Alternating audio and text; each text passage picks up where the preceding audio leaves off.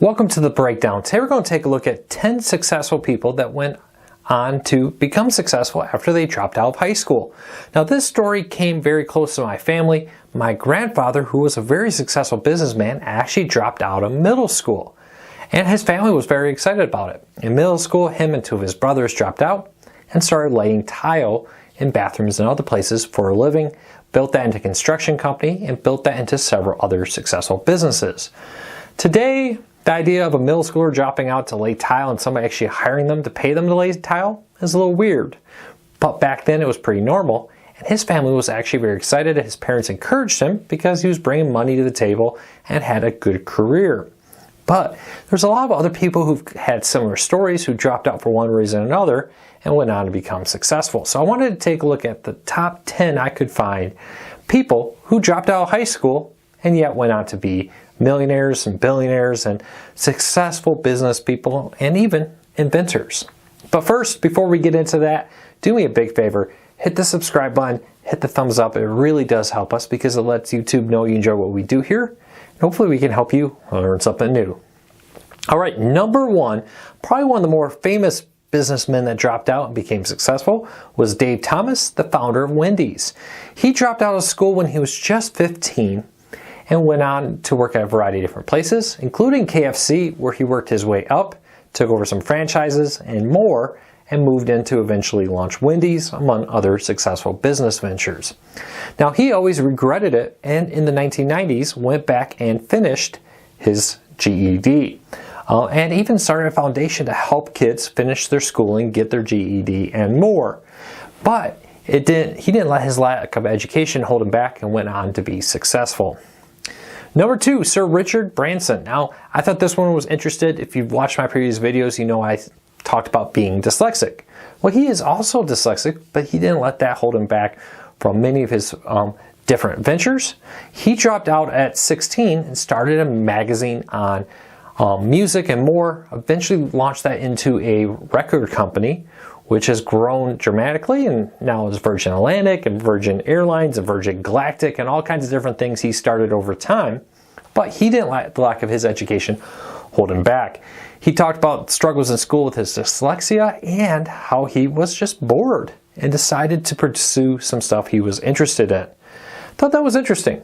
Again, had difficulties, didn't let it hold him back.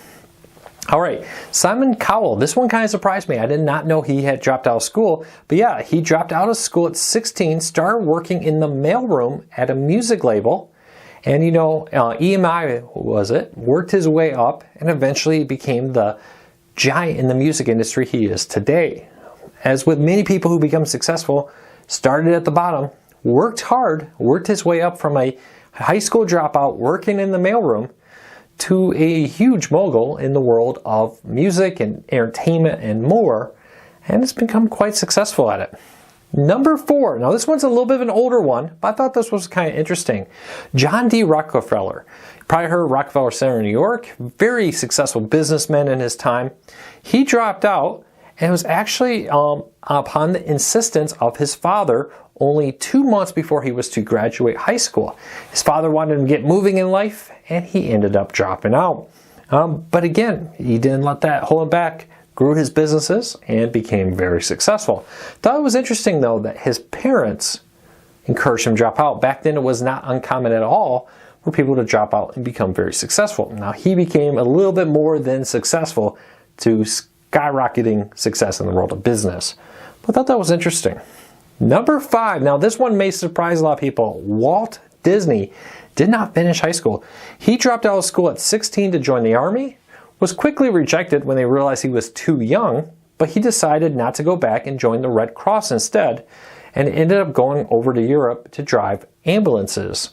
Of course, he did his drawing on the side, took that drawing, and grew into the company we know today. But again, he had a lot of hard work behind him to get to that point, especially considering he didn't have a he didn't have a high school education. So Walt Disney, another successful business person, creative person that went on to success after high school, or dropping out. Number six, Charles Dickens. Now, if you are familiar with high school, you probably read more than one of his books. in English, or at least had to be aware of them. He dropped out at age 12 the first time, went back, and then ended up dropping out again permanently at age 15 to help with his family finances. His family was struggling. He decided to go to work. But he didn't let that hold him back. He went on to write some of the most classic works of our time, and he's widely studied and widely read in schools today. Number 7, another one that surprised me, Peter Jennings, the very successful news figure, dropped out of school at 16 to pursue his career, dropped out of school at 9 and then later at 17 because he was, quote, bored. He struggled in school with staying focused, and in his words, was much more interested in girls and comic books, and decided to drop out. Again, he worked his way up through the world of news and became anchor at 27 after being hired by ABC the previous year as one of America's youngest news anchors. He had a goal, he worked hard, got a job at ABC, became an anchor, one of the youngest. So congratulations to him, hard work. But he decided not to finish school, mostly because he was bored, which is something I didn't see a lot of in this. A lot of people who dropped out were more A, struggled with school, B, needed money, or C, already had a business idea they wanted to work on.